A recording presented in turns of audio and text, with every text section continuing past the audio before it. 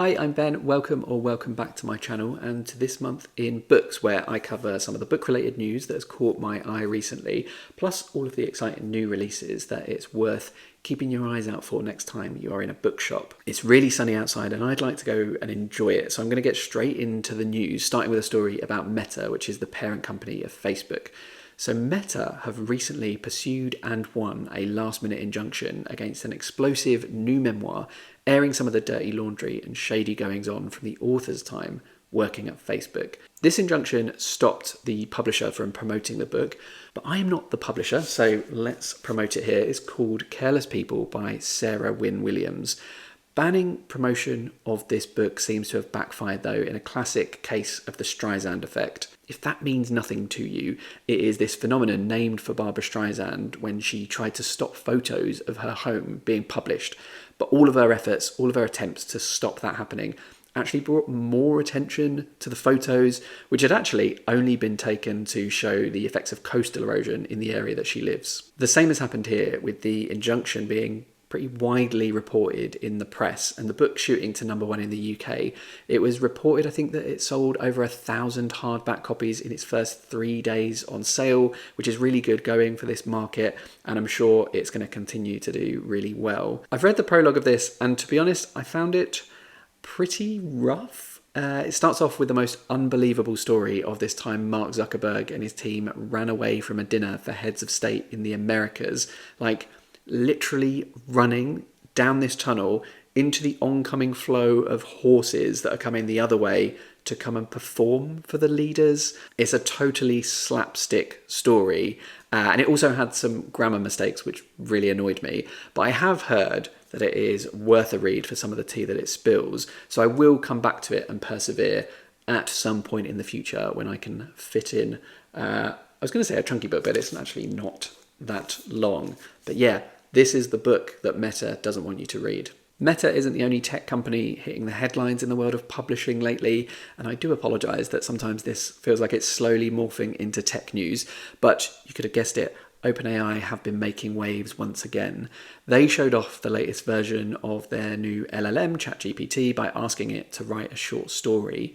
This was published online and you can read it, and it was asked to write about grief, and what it spat out was actually kind of interesting. It wrote about the grief of this character that it made up, but also about itself never really being able to feel what it has been asked to write about because it's AI.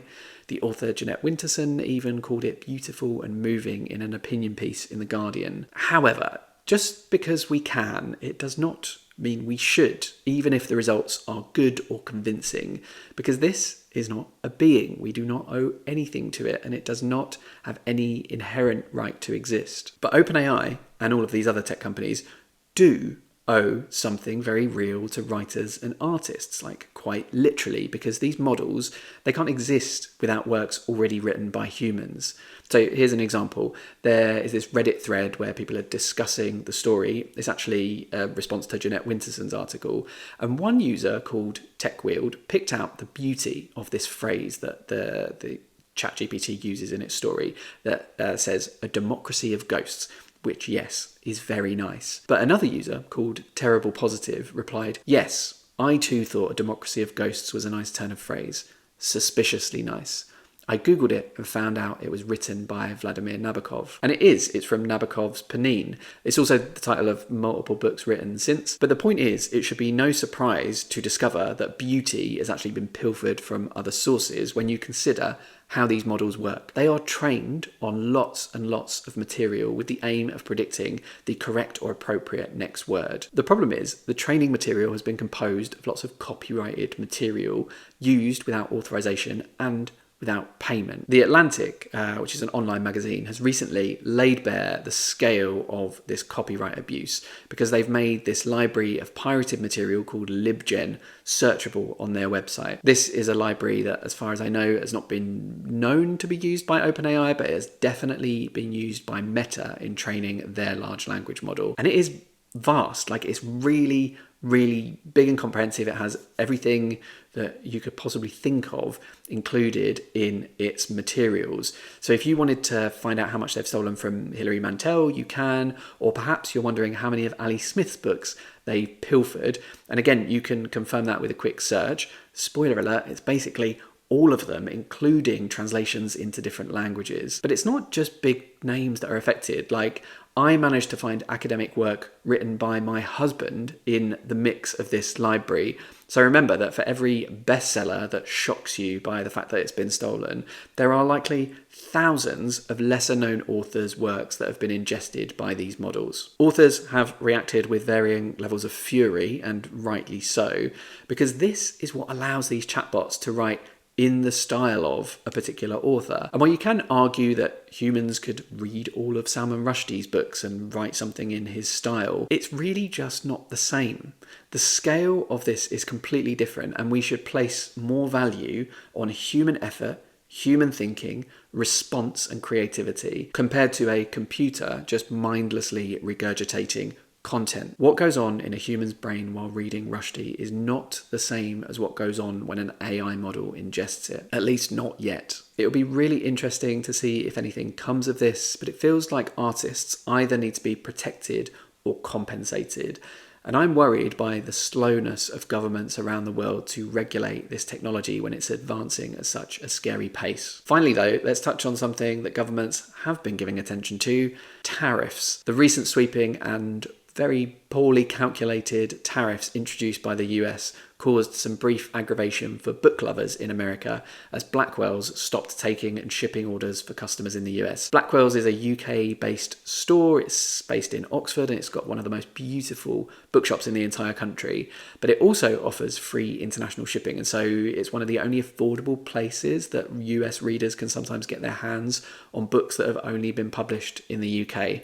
And that's super useful for readers of UK-based prizes like the Women's Prize and the Booker Prizes. Thankfully, things were worked out pretty soon after, as it was clarified that the tariffs wouldn't apply to books, and business resumed as usual just a couple of days later. But who knows how long that's going to last, because things feel really unpredictable at the moment when it comes to US policy and politics. I've got my fingers crossed for any US viewers that you can continue to get your Blackwell goodies. Let's move on to happier stuff and prize-related news, starting with a couple of winners. So the Republic of Consciousness prizes on both sides of the Atlantic were crowned recently.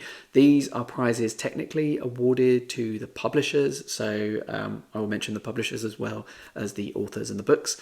The US and Canada edition was won by Open Letter Books for Rodrigo Frazan's Melville, which I'll be honest, I know very little about, except that it has a lot of footnotes and I assume is in some way about Herman Melville. The UK and Ireland version of the prize was won by Balorn Press, which is an Irish publisher, for the International Booker Longlisted There's a Monster Behind the Door by Gaël Belem, translated by Karen Fleetwood and Letitia Saint-Lubert. I read and enjoyed this one recently, and it'll be really interesting to see if it makes the International Booker shortlist, and I will be reviewing it in my next video. I actually went along to the winners' ceremony in London for the UK prize, just as a paying member of the public, and it was really fun to hear readings from all of the shortlisted books and to hear the winner be announced.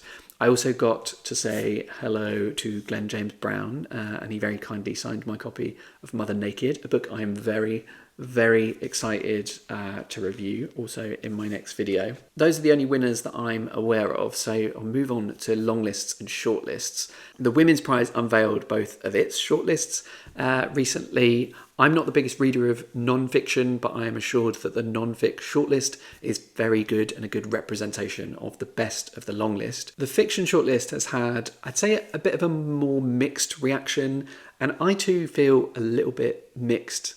And I don't really know why. Like, I can't fault the list because I've read 3 of the books, The Safe Keep, All Fours and Fundamentally, and I've actually given all of them 5 stars. But the list just doesn't seem to tally with what I've been hearing from people who have read a lot more of the books and what they say are the strongest books here, Nesting, The Artist, A Little Trickery. And I'd like to have seen one of the smaller presses represented on the shortlist as well, but none of Amma, Crooked Seeds or Somewhere Else made the cut. I was thinking about reading the entire shortlist, but sadly I don't think I will.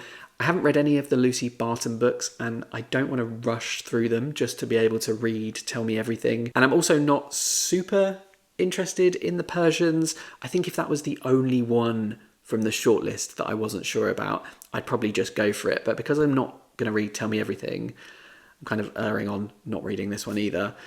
So yeah, I think I'm likely to skip the shortlist as well. But there are some books from the long list that I want to definitely read. The Dream Hotel is top of my list, and I think I might read that for a reading challenge prompt that I've got coming up in May. The Carol Shields Prize also revealed its shortlist of 5 books, and it's more good news for Miranda July's All Fours because she is in the mix there. I know it's quite a divisive book, but I loved it and I am very glad to see it here. I'm also thrilled for Liars by Sarah Manguso because I think that's a terrific novel. The other one that stands out to me is Code Noir because I hear that's a really interesting and unconventional novel. Unfortunately, it's not available in the UK though, so I doubt I'll get to read it anytime soon. The 70-odd books from the Dublin Literary Award longlist were whittled down to 6, and it's a decent looking, if kind of strange, mixture on their shortlist. The eligibility for this prize seems a bit wild because we've got an International Booker shortlistee from 2024, a Booker shortlistee from 2024, and the Booker winner from 2023. Just seems odd to have that mixture of books. And then the list is rounded out by another novel from 2023, We Are Light, which is about a commune, and The Adversary, which is a historical novel that I don't think has had a UK release. I don't have any massively strong feelings about this list. I do just think it's a little bit odd in terms of its mixture, and even stranger if you think about the winner of last year's Dublin Lit Award was Solenoid by Mircea Cartarescu, which is an International Booker 2025 longlistee and, dare I say, likely shortlistee. 2 more shortlists for you. The inaugural climate fiction shortlist was announced. I am not massively moved to read much of this shortlist, but I do really want to read Briefly Very Beautiful by Ros Deneen. And then the Dylan Thomas Prize showed off its shortlist, and I think this is vying with the Walter Scott Historical Prize as the best prize of the year so far. I've only read Glorious Exploits and The Safekeep, but both were fantastic. And my intention right now is probably that I will read the winner if it isn't one of those two. Finally then, some dates for your diary. On the 8th of April, we've got both the International Booker Prize shortlist and the Stella Prize shortlist. Those are coming up very, very soon.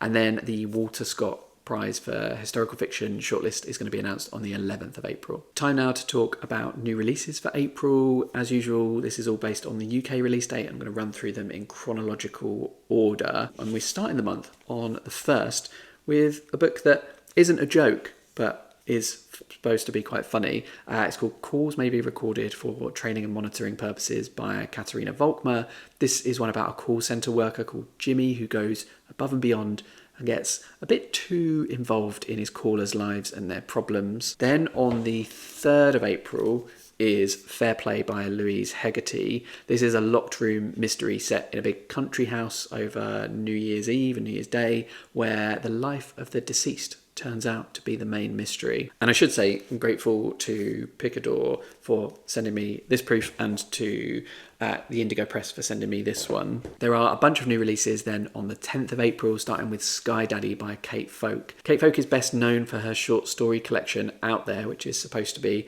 pretty weird and I guess like out there. This is her debut novel and similarly strange about a woman who is sexually attracted to aeroplanes. Then on the same day we've got ASL by Jean Thornton. This is published by Dead Ink Books and I found a copy in a bookshop early, which was very exciting.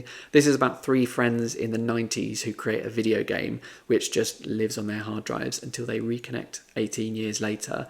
From what I've heard about it, it sounds like a queer, trans, feminist Tomorrow and Tomorrow and Tomorrow, but also a lot more technical about the video game stuff. So if that appeals to you, this is one to look out for. Also out on the 10th is On the Calculation Volume 1 and 2 by Solveig Ballet, translated by Barbara J. Havland.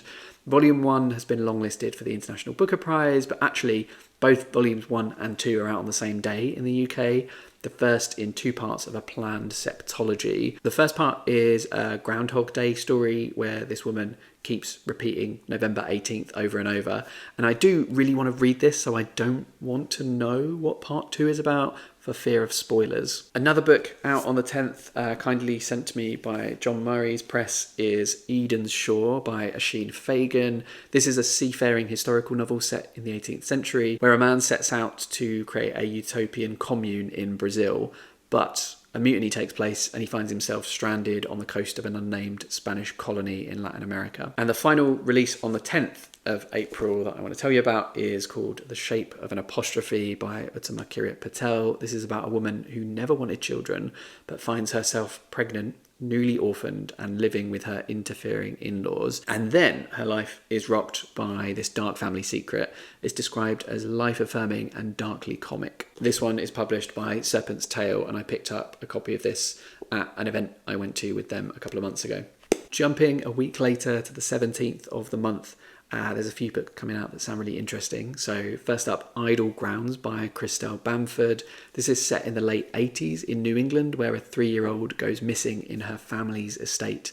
And the grown-ups don't really notice what's going on, so the kids set out to find this little girl, and they reveal some dark family secrets. Audition by Katie Kitamura is a highly anticipated release. This is about the meeting of an actress and a younger man and their competing and intertwining narratives.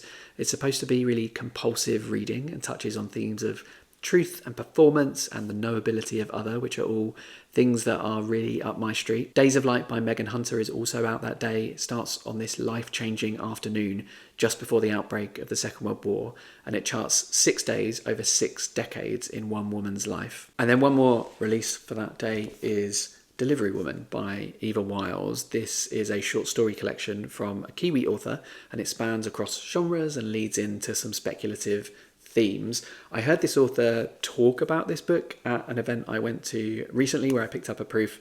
It just sounded really fun and imaginative and interesting. The 22nd of April sees the release of Our City That Year by Geetanjali Shree, translated by Daisy Rockwell. This is a new one from the former International Booker winner, and it takes place in an unnamed Indian city following 3 academics amid rising tensions and violence between Hindus and Muslims. And then I've got 5 more books for you, all released on the 24th of April, starting with Sister Europe by Nell Zink. This is set over one night in Berlin, and it follows a ragtag group of different personalities traipsing around the city when they get bored at an event celebrating the career of an elderly writer. We've also got the latest in the series of novellas being released by Weatherglass Books.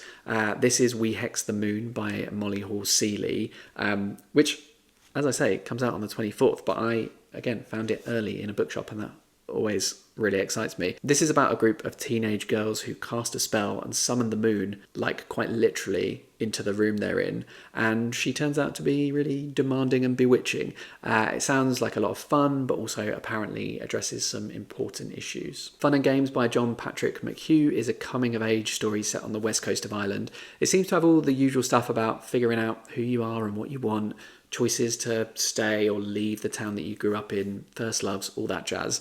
But when that's done really well, I really love it, so I'm definitely intrigued by this. Then we have Open Heaven by Sean Hewitt. This is another Irish book. It's set in a small town. It's about a tentative love between a shy boy desperate to leave his home and another boy who is a bit more rough around the edges.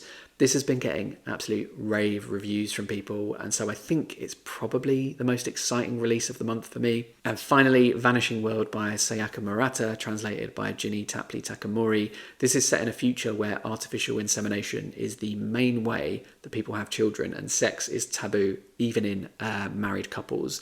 It sounds like it could tread similar grounds to Under the Eye of the Big Bird, so it'll be really interesting to see how those two books compare. As usual, this is not a comprehensive list. This is not every book that's being released in April. Let me know in the comments if there are any big hitters that I have missed, or any books that you're just really excited to see released this month. A quick run through then of some books on screen. So a recent TV release is Long Bright River. This is an adaptation of Liz Moore's crime drama, and it stars Amanda Seyfried. It's about murders in a part of Philadelphia hit by the opioid crisis. Seems to have been pretty well received. It's got 73% on Rotten Tomatoes. And then on the movie side of things, a film called The Penguin Lessons adapts a 2016 memoir of the same name about an Englishman who went to work in a school in Argentina in the 1970s, where he rescues a penguin from an oil-slicked beach.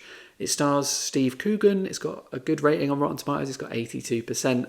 but I'm not too sure about this. It seems like one of those cozy nothing burger English films that don't really do it for me. Finally, I wanted to mention Split Fiction. This isn't a movie or a TV show, and actually not a direct adaptation of anything. It's a video game that is very much in the bookish sphere of interest. This is a co-op game about a fantasy author and a sci-fi author using some new tech and ending up stuck inside their creations. It seems like it has a lot of fun with the concept and comes from the same developer behind a game called It Takes Two, another co-op game that won Game of the Year a few years ago. Funnily enough, when this was announced a few months ago, it caused me very personally some grief because it broke this feed that I'd created on Blue Sky. If you're not familiar, Blue Sky lets you basically write some code or use a tool that writes the code for you to create custom feeds and algorithms, and then other people can subscribe to those and follow the posts that are made on them. I made one for literary fiction and book prizes. It was looking for terms like Booker Prize and Women's Prize, but also for the term Litfic, which happens to be right in the middle of the title Split Fiction. So the feed was absolutely flooded with news and clips about this game, and I had a bunch of people complaining to me that the feed was broken. Thankfully, you can also exclude things, so I just excluded the word Split Fiction from the feed and it all went back to normal. And I don't harbour any ill will against the game, mostly. Finishing off with the Feelgood story then. So in July, Penguin UK is going to be turning 90, and to celebrate their 90th birthday, they are installing 90 little book stops, which are basically little free libraries around the UK. And these will be places you can leave a book and you can take a book entirely for free. They are a really nice community thing, and I think it's great for giving people access to books that they might not otherwise have. The locations of these book stops, though, have not yet been decided. So if you are in the UK, you can apply to have one of these installed in your area, and you can also become a steward who volunteers to help look after the book stop. I will put a link in the description if that sounds like something you would like to do. That's all for this month's edition of Book News. Do let me know in the comments what you make of all this AI stuff, both the short story and the flagrant pilfering of authors' copyrighted works. I can imagine there's not going to be much support for copyright theft, but I am really interested to know what people think about the short story and whether it's something worth celebrating or if it is smoke and mirrors that we should really not pay much attention to. If you enjoyed this video, please do hit the like button, and if you'd like to see more from me, then there's going to be a subscribe button somewhere on your page. If you'd like to hang around, I'd be very grateful. But until next time, toodles.